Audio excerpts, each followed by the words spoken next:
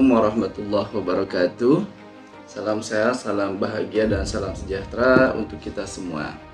Perkenalkan, saya Muhammad Taufik Bintang Kejora, SPDI MPD. Saya dosen pada Prodi Manajemen Pendidikan Islam, Fakultas Agama Islam, Universitas Singapura Bangsa, Karawang, Indonesia. Dan video ini dibuat untuk melengkapi persyaratan dalam pengajuan sertifikasi dosen tahun 2025 terkait pernyataan diri dosen dalam unjuk kerja Tridharma Perguruan Tinggi atau PDD UKT-PT. Pada kesempatan ini, mata kuliah yang akan diangkat sebagai contoh video pembelajaran adalah pada mata kuliah Manajemen Perpustakaan yang merupakan mata kuliah keahlian dalam program studi Manajemen Pendidikan Islam. Mata kuliah ini terdiri atas 2 SKS yang disampaikan dengan metode DIA atau Delivery, Interaction, dan juga Assessment dalam proses pembelajaran. Mata kuliah Manajemen Perpustakaan ini bertujuan untuk memberikan pemahaman yang mendalam mengenai pengelolaan perpustakaan dan kearsipan, serta bagaimana kedua sistem tersebut berperan dalam mendukung layanan pendidikan yang berkualitas.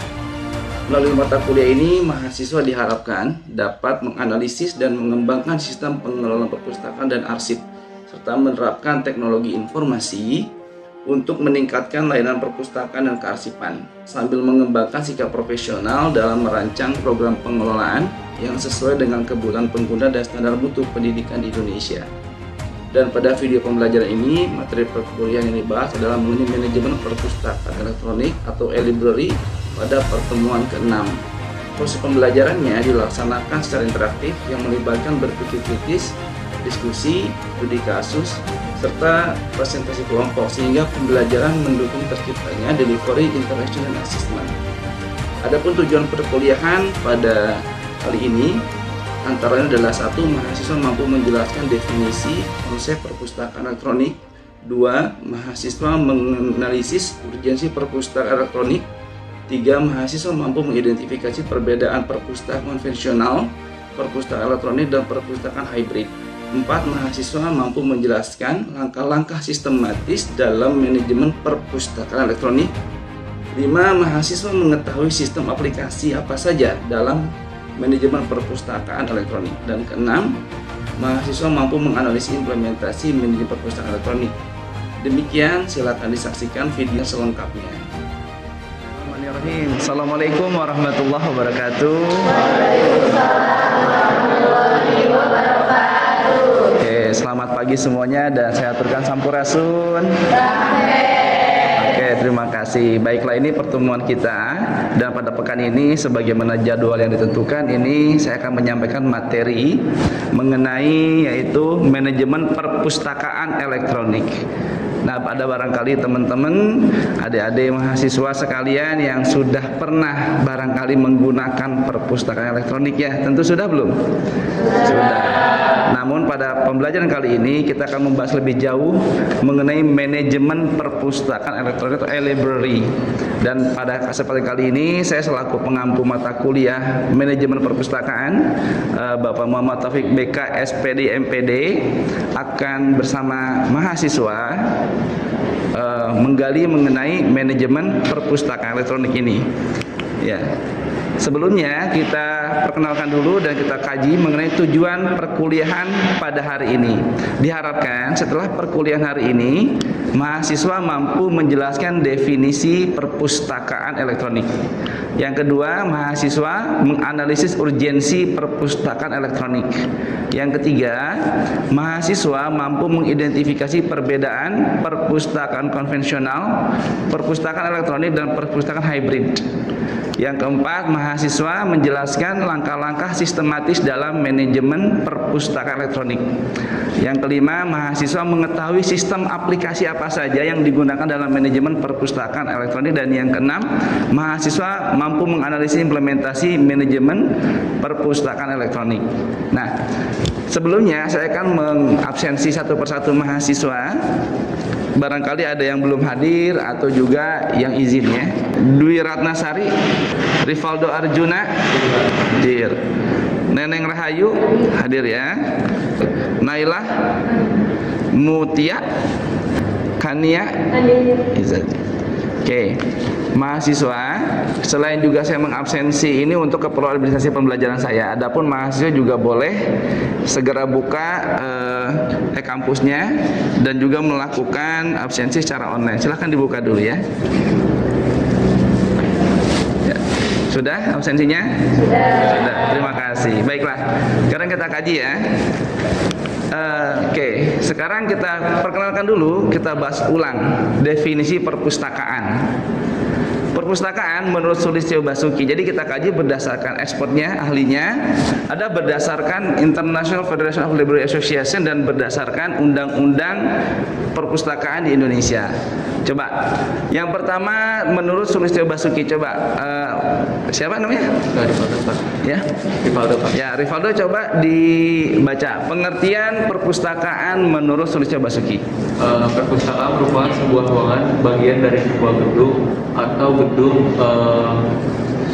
itu sendiri yang digunakan untuk menyimpan buku dan terbitan yang biasanya disimpan menurut urutan tertentu untuk digunakan pembaca, bukan untuk Untuk dijual. Ya, jadi di sini ada kata kunci ya. Kata kunci apa? Pertama, dia ruangan katanya atau gedung.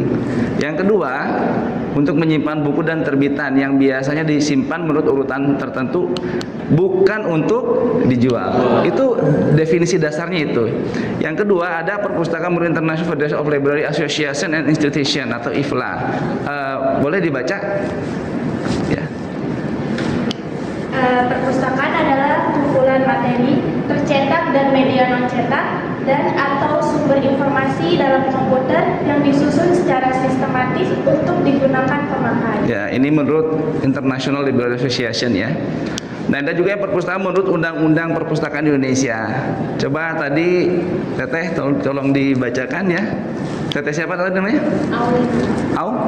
Aunia, ya silakan. Perpustakaan menurut Undang-Undang 43 2007 bab 1 pasal 1 ayat 1. Perpustakaan adalah institusi pengelola koleksi karya tulis, karya cetak, dan atau karya rekam secara profesional dengan sistem yang mampu guna memenuhi kebutuhan pendidikan, penelitian, informasi, dan rekreasi para perpustakaan. Ya, kalau di sini lebih tegas dia institusi, bukan gedung. Ya, jadi lebih jelas di Indonesia dipertegas dia adalah institusi pengelola koleksi karya tulis untuk kebutuhan pendidikan, penelitian, informasi, rekreasi, dan pemustaka. Nah, di sini juga ada kemudian berkembang. Nanti kita akan kaji definisi ini. Pentingnya apa sih perpustakaan elektronik itu ya? Nanti kita kaji juga. Oke, sekarang ada perpustakaan elektronik menurut Ibrahim. Saya akan bacakan ya. Perpustakaan elektronik sebagai suatu sistem yang memungkinkan akses penyimpanan koleksi informasi dalam format digital, di mana pengelolaan distribusi informasi dilakukan secara elektronik, memungkinkan pengguna untuk mengakses informasi dari jarak jauh menggunakan perangkat digital seperti komputer atau ponsel pintar. Nah ini, jadi sekarang perpustakaan sudah berkembang lagi, ya definisinya. Ada juga menurut Kustanto, perpustakaan elektronik adalah bentuk perpustakaan yang mengorganisir, mengelola dan menyediakan akses ke informasi berbentuk digital, buku elektronik, artikel digital, dan database online dengan memanfaatkan teknologi komputer dan internet untuk memudahkan distribusi dan pencarian informasi. Ya, jadi sekarang buku-buku yang beredar ternyata sudah tidak dalam bentuk fisiknya lagi, sudah berbentuk elektronik atau online. Ya, disebut perpustakaan digital itu lebih identik dengan perpustakaan elektronik. Gitu. Nah, di sini perpustakaan berdasarkan konten dan layanan. Perpustakaan konvensional. Kira-kira berdasarkan gambar ini ada yang mau angkat tangan? Kira-kira kita perpustakaan konvensional itu seperti apa sih? Konvensional. Dia menyediakan apa kira-kira? Media ya, Teteh. Siapa namanya? Silvi ya. Menurut Silvi, perpustakaan konvensional itu yang kayak gimana sih? Perpustakaan yang menyediakan buku bentuk fisik. Bentuk fisik. Jadi Mas, yang bisa dipegang, yang ada covernya. Oke. Hard file-nya. Dia material ya, putihnya material fisik. Oke. Ada yang kedua, mungkin perpustakaan elektronik. Ini ada tipe perpustakaan elektronik. Kira-kira yang elektronik kayak gimana sih? Contohnya kayak Ipusnas, Pak. Kayak aplikasi Ipusnas. Oh, perpustakaan nasional itu. Ya. Jadi di sana ada buku-buku tapi berbasis elektronik, jadi itu bisa lihat di HP atau di laptop. Ya, betul sekali. Jadi perpustakaan yang bisa diakses di mana saja dan bentuk bukunya bukan fisik saja. Ya, dan biaya formatnya kira-kira kalau zaman sekarang macam-macam tuh. Ada buku yang bentuknya dia bisa ngomong sendiri itu. Ya rekaman ya. Ada audio, ada video juga buku tuh. Jadi begitu kita klik video ada audionya, ada videonya. Seperti itu elektronik ya. Kalau yang hybrid kira-kira seperti apa? Hybrid. Jadi kita datang ke perpustakaan cuma ada buku doang, berarti dia perpustakaan konvensional. Ada nggak perpustakaan yang Anda nggak pernah nemu gedungnya, nggak pernah nemu institusi, tapi ada di online ada. Itu namanya perpustakaan yang elektronik. Tapi ada perpustakaan yang hybrid. Namanya hybrid gimana sih? Gabungan, dua-duanya ada. Nah, ini seperti apa? Barangkali bisa menggambarkan yang hybrid? Ya, yang hybrid ini biasanya repositori juga ada bentuk fisik perpustakaannya. Kalau Unsika punya repositori itu bentuk daripada elektroniknya, tapi dia juga bentuk fisiknya juga ada. Seperti Pusnas. Pusnas ada, perpustakaan nasionalnya ada, tapi dia menyediakan juga layanan aplikasinya juga ada. Nah ini, jadi kalau mau nyari buku gratisan di Pusnas banyak ya. Oke, nah sekarang kenapa sih kita harus ke perpustakaan elektronik? Pertama, ada yang bisa menjelaskan peningkatan literasi. Ada yang tahu berapa tingkat literasi di kita? Dari 80 negara PISA. Ada 80 negara yang ikutan dan Indonesia di urutan berapa ya? Ada yang tahu tahun 2022? Ya. Nah, nih di tahun 2002 urutan berapa kita? 69 dari berapa?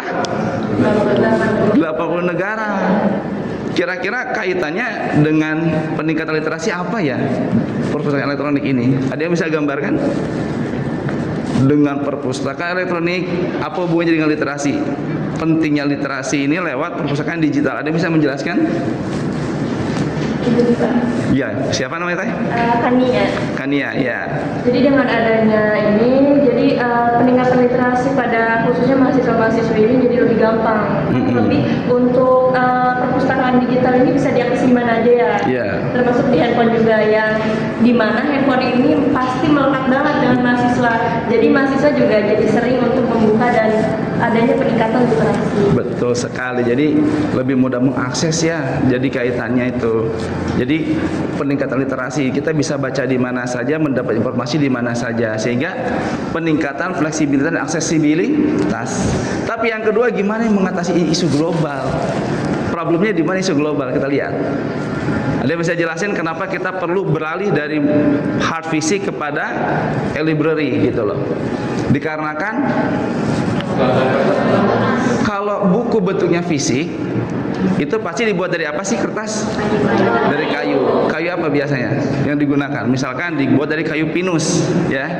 Maka untuk membuat kayu tersebut, membuat kertas tersebut harus membabat hutan pinus. Kalau hutan pinusnya tidak ada gimana? Yang terjadi apa? Iya, lama-lama kalau hutan pinusnya dibabat akan terjadi erosi, longsor, bencana alam, ya kan? Bisa terjadi juga. Yang terjadi seperti yang di daerah Majalengka, Cirebon itu tuh, yang gunung kudanya ambruk sekaligus, itu karena pohonnya dibabat habis. Jadi dengan adanya e-library itu mengatasi kelangkaan global yang berdampak pada bencana alam, kerusakan alam yang lebih besar ya. Oke. Nah ini kita kaitkan dengan butterfly effect. Di butterfly effect ini gini, kepak sayap kupu-kupu di hutan Amazon bisa menyebabkan badai tornado di Amerika Serikat. Pernah dengar teori ini? Ya. Misalkan butterfly effect itu gini, saya kasih tahu ya. Dengan adanya Unsika menyediakan layanan e-library ini, otomatis mahasiswa lebih mudah mendapatkan akses informasi, materi, teori dan lain-lain terkait dengan akademisnya. Meningkatlah Unsika, meningkat menjadi perguruan tinggi yang unggul. Unggulnya Unsika ternyata lulusannya kemana-mana, gitu loh, ya kan? Maka akan berdampak kepada kualitas pendidikan secara nasional. Hanya karena satu library yang nilainya kecil katanya, hanya menyediakan library itu butterfly effect. Hanya karena Anda menanam satu bibit pohon, ternyata bisa menghidupi jutaan pohon yang lain karena bibitnya dibawa oleh serangga, gitu. Itu namanya butterfly effect. Ini perlu dipahami juga. Oke. Bisa dipahami ya butterfly effect itu apa ya? Dan sekarang ini manajemen perpustakaan elektroniknya. Ya. Jadi kita itu untuk memanage sebuah lembaga institusi yang menyediakan electronic library, pertama ada perencanaan dan tujuan. Direncanakan dulu tujuannya apa. Di sini tujuan jangka panjang, jangka pendek, peningkatan aksesibilitas, solusi digitalnya mau apa, kemudian menentukan jenis sumber daya yang diperlukan. Yang kedua, pengumpulan digitalis sumber daya. Jadi pengumpulan, dikumpulkan karya-karyanya. Nanti katalogisasi dan pengindeksan. Kalau kalian nyari di Google, di Pusnas ya, kalian bisa ngetik berdasarkan judul, berdasarkan tahun, berdasarkan pengarang atau berdasarkan itu namanya katalogisasi pengindeksan. Penyimpanan dan pengelolaan infrastruktur teknologi, disimpannya harus dia itu berbasis elektronik dan bisa di backup. Kemudian akses dan penyebarannya. Nah ini. Kemudian ada juga pemeliharaan dan evaluasi. Dievaluasi apakah buku ini ada yang terbaru edisi revisi atau tidak. Apakah masih layak diterbitkan dimuat atau tidak. Nah, seperti itu. Atau mungkin bukunya berbahaya bagi publik atau tidak atau layak konsumsi, seperti itu. Dan di sini sistem ini ada dua, ada library management system, ada digital library system. Nah kalau ini library management system itu terkait dengan pengelolanya, sistem pengelolaannya. Kalau saya punya perpustakaan, saya yang ngelola menggunakan ini. Tapi ketika menyebarkan data perpustakaannya, dia gunakan digital library system untuk keluar. Seperti itu. Sama kayak kalian bikin Facebook ya. Yang ngetik kalian kan, itu anggap LMS-nya. Tapi begitu di-upload Facebook bisa ke semuanya, dia menggunakan digital library system. Seperti itu. Dan kemudian beberapa aplikasi yang digunakan itu macam-macam. Sama kayak kalian mungkin mau statistik, mau SPSS makainya, mau pakai barangkali mau pakai SMA Amos, pakai SMPLS. Nah, di sini menggunakan MyCPSys Pro. Ini sistem informasi perpustakaan dan sistem informasi sumber daya. Ada juga GDL, Ganesha Library, Digital Library. Ada Greenstone dari Australia, ada SLIMS, Senayan Library Management System, dan INLIS, Integrated Library System. Dan kita akan lihat beberapa contoh. Kalau kita mau jadi pengelola, gitu loh. Kita ada di mana? Ada owner. Nah, yang punya aplikasi MyCPSys tadi itu owner. Gitu loh. Tapi ketika dia mau menciptakan, dia hubungi desainer. Mau tampil kayak gimana? Gitu loh. Tampilannya mau seperti apa? Warna biru, warna merah, mau ada tampilan logonya seperti apa, itu didesain. Nanti programmer akan membuat program sesuai dengan pesanan desainer. Dan kita jadi user. Kalau Unsika misalkan institusi nyewa domainnya kan, gitu. Berarti ada dua. Institusi Unsika aja nyewa ke yang pemilik ownernya, minta domainnya gitu biar bisa upload segala macam seperti sistem di kita kampus ya. Juga customernya adalah kita sebagai mahasiswa, juga termasuk dosen-dosen dan pengelola itu sendiri juga customer. Ini kita harus tahu dulu aplikasi apa saja yang bisa digunakan, tadi kita sampaikan. Dan juga ini terkait dengan beberapa aplikasi yang bisa digunakan. Ini ada repository, ini dari UPI. Ini biasanya dia terintegrasi dengan beberapa jurnal. Jadi begitu kita buka, dia ternyata juga bekerja sama dengan Emerald, dengan Sage gitu loh, buat open journal system. Ada juga yang memang bintang Pusnas Edu. Kalian bisa, ini perpustakaan, kalian ketik bukunya, nanti bukunya berbentuk online. Dan kita bisa copy paste. Jadi kalau teman-teman bikin skripsi, tugas bisa dari sini. Tidak perlu beli buku mahal-mahal. Jadi artinya dengan e-library ini lebih murah ya. Kemudian ada juga nih My Discovery. Ini dari mendeley.com. Ini ada PDF drive, ini buku internasional. Dia hanya menyediakan buku saja. Dari tahun 40-an pun ada bukunya. Dan ini buku babon biasa, buku babon, buku-buku induk. Nah, ini gratis. Ada juga ini Perlego. Kalau Perlego berbayar. Tapi ini buku-buku Bonafit yang terbaru. Yang kalau kalian beli di Amazon.com harganya $300, dia gratis. Tapi kalian harus beli akunnya, gitu loh. Dan dia nggak bisa di-download bukunya. Dia hanya bisa baca. Tapi kalau mau di copy paste bisa. Tapi kalau di-download nggak bisa, copy paste tapi dia dulu diterjemahkan gitu. Ada juga ini dari Dimension ya. Dimension.com ini pengumpulan OJS, Open Journal System. Oke. Nah ini kita akan membuat case study, mohon dibuat 4 kelompok ya, 4 kelompok, boleh kursinya dibuat berkelompok. Nah di sini mari kita akan menggunakan case study, studi kasus.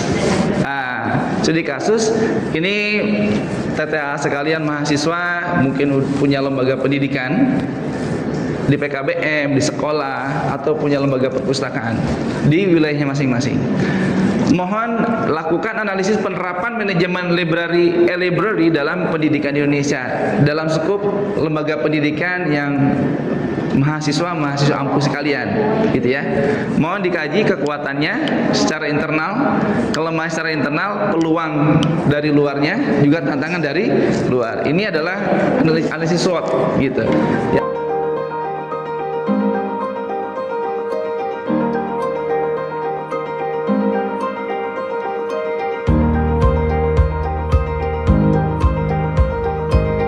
Siap, kita akan presentasi masing-masing tiap kelompok. Kelompok mana yang sudah siap? Ini Pak. Boleh, oke. Perkenalkan, saya Kania Izaji Nur Kalsum. Oke, jadi tadi kita sudah berdiskusi ya mengenai perpustakaan elektronik ini. Dan perpustakaan elektronik ini mempunyai kekuatan, yaitu yang pertama itu yang pastinya gampang diakses. Aksesnya itu kita bisa mengakses di mana saja dan kapan saja. Tapi di dalam kekuatan ini juga terdapat kelemahan. Nah, kelemahannya itu jikalau seseorang tidak mempunyai akses kayak internet dan kawan-kawannya, tidak bisa mengakses, karena sesungguhnya perpustakaan elektronik ini juga pasti membutuhkan data, kuota ya teman-teman semuanya gitu. Itu adalah salah satu kelemahannya. Terus kalau peluangnya itu perpustakaan elektronik ini kan enggak cuman pasti ada yang pro-nya juga ya untuk yang bisa diakses. Nah itu juga bisa menjadi peluang gitu dan bisa menghasilkan uang. Nah untuk tantangannya tersendiri itu berkaitan dengan peluang, karena dengan adanya peluang kayak kita bisa mengakses suatu buku tapi harus pro terlebih dahulu. Nah itu juga menjadi tantangannya bagi mahasiswa-mahasiswi juga. Kurang lebih seperti itu sih dari diskusi yang telah kita diskusikan. Baiklah, kelompok berikutnya, kelompok 2. Baik, perkenalkan nama saya Rivaldo Rajana Muhammad. Terkait ini penerapan manajemen library dalam pendidikan di Indonesia, terutama mulai SD Karawang Pulau 4 ini, salah satu kekuatan utamanya itu adalah kemudahan akses yang diberikan kepada siswa dan guru melalui perangkat yang tersedia sekolah seperti komputer, perpustakaan, dan tablet pembelajaran. Nah, kekuatan lainnya itu terletak pada efisiensi ruang dan pengelolaan. Nah, selanjutnya itu ada tentang kelemahannya. Kelemahannya ini terdiri dari tidak semua siswa gitu memiliki perangkat pribadi, itu yang pertama. Dan yang keduanya itu adalah ketergantungan pada koneksi internet. Yang bisa dijelaskan itu adalah kita tergantung banget pada kuota dan juga sinyal ataupun jaringan. Oke, yang selanjutnya ada peluang. Peluang ini kita bisa dapat dukungan dari program digitalisasi pendidikan nasional, ataupun kalau di SD itu kita ada dana BOS ya, seperti itu teman-teman. Dan yang kedua itu adalah peluang kerja sama dengan peluang kerja dengan platform e-book anak, seperti itu. Jadi platform e-book anak ini bisa bekerja sama dengan institusi seperti SDN Karawang Pulau 4. Oke, selanjutnya itu adalah tantangan atau yang terakhirnya. Nah, tantangan yang lebih utamanya itu adalah kesenjangan akses bagi siswa yang kurang mampu. Dan yang kedua itu adalah pemeliharaan perangkat dan sistem secara rutin. Mungkin sekian dari penjelasan saya terkait case study ini. Mungkin bisa dilanjut kepada kelompok lainnya. Terima kasih. Wassalamualaikum warahmatullahi wabarakatuh.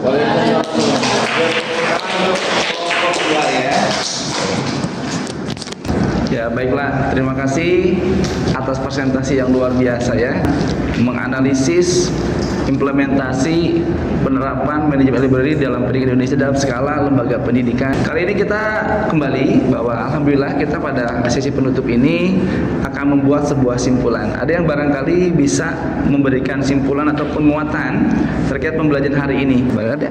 Oh ya, silakan Aulina. Mungkin saya menyampaikan kesimpulan terkait tahapan-tahapan dalam manajemen perpustakaan ya. Untuk yang pertama itu, tahap yang pertama kita harus merencanakan tahap perencanaan dan penentuan tujuan dari pembentukan perpustakaan digital itu. Lalu kemudian kita kumpulkan dan digitalisasikan sumber daya yang ada. Lalu tahapan selanjutnya yaitu dikategorisasi dan diindeks gitu, pengindeksan. Kemudian tahap selanjutnya di tahap penyimpanan dan pengelolaan, pengelolaan dari infrastruktur teknologinya. Kemudian tahap kelima itu tentang mengurusan tentang akses dan penyebarannya. Lalu tahap yang terakhir yaitu pemeliharaan dan evaluasi. Mungkin itu aja yang bisa saya simpulkan mengenai materi hari ini tentang manajemen perpustakaan elektronik. Ya, dan tepuk tangan untuk Aulina. Apa sih yang dimaksud dengan manajemen e-library tadi? Yaitu sebuah upaya sistematis memberikan layanan perpustakaan yang berbasis elektronik digital yang dapat menjangkau dan diakses oleh banyak kalangan, gitu kan ya, dengan menggunakan perangkat-perangkat digital dan juga internet, kurang lebih begitu. Dan di sini manfaatnya besar sekali. Pertama, kita bisa mengatasi kesenjangan terkait dengan angka literasi di Indonesia. Yang kedua, terkait dengan mengatasi isu lingkungan global, gitu ya, terkait dengan penggunaan kertas yang bahan bakunya hutan-hutan yang sudah mulai terkikis. Yang ketiga juga mengatasi aksesibilitas dan juga efektivitas untuk pendidikan bagi banyak kalangan yang tidak terjangkau oleh perpustakaan di tengah kota. Ya, mungkin itu saja pembelajaran kita hari ini, dan saya berterima kasih dan bersyukur sekali, bahagia sekali bisa bertemu dengan Mas hari ini. Kita tutup dengan doa kifaratul majelis. Subhanakallahumma wa bihamdika asyhadu an la ilaha illa anta astaghfiruka wa atubu ilaik.